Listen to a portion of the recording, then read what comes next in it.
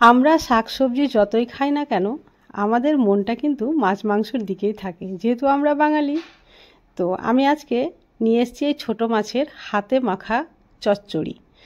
তো ছোট মাছ অনেকেই পছন্দ করে, আবার অনেকে রান্নার জন্য পছন্দ করে না, কারণ ছোট মাছ রান্না করতে গিয়ে অনেক সময় ভেঙে যায়।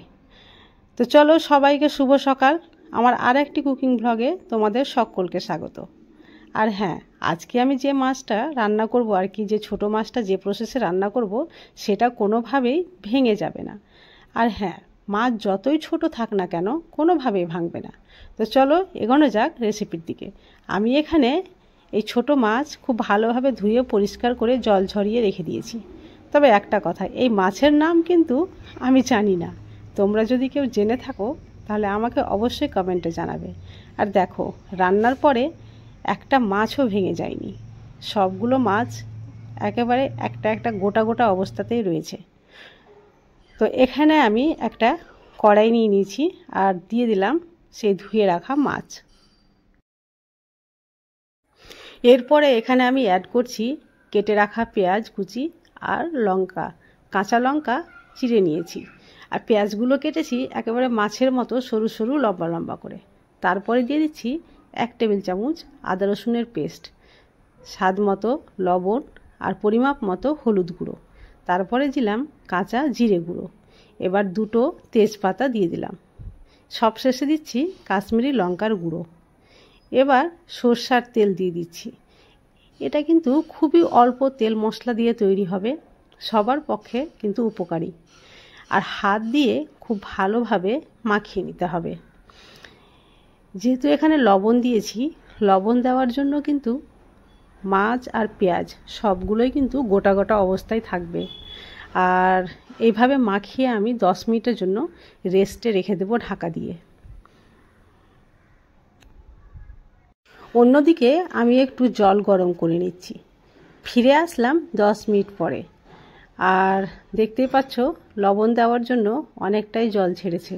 আর এখানে যে জলটা আমি গরম করেছিলাম সেটাই অ্যাড করে দিলাম। জলটা কিন্তু অবশ্যই গরম থাকতে হবে।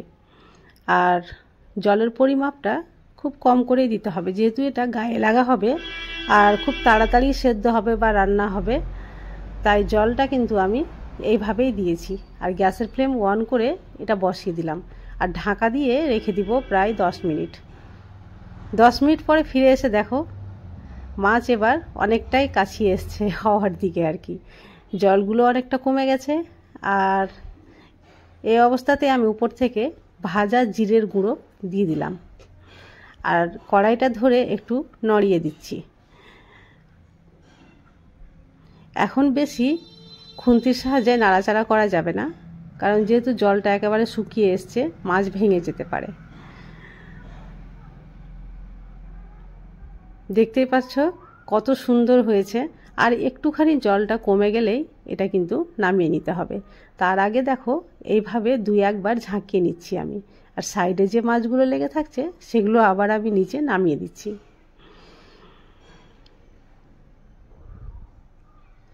এই রেসিপিটা এবার কিন্তু প্রায় কমপ্লিট হয়ে এসছে, আর ঢাকা দেওয়ার কোনো প্রয়োজন নেই।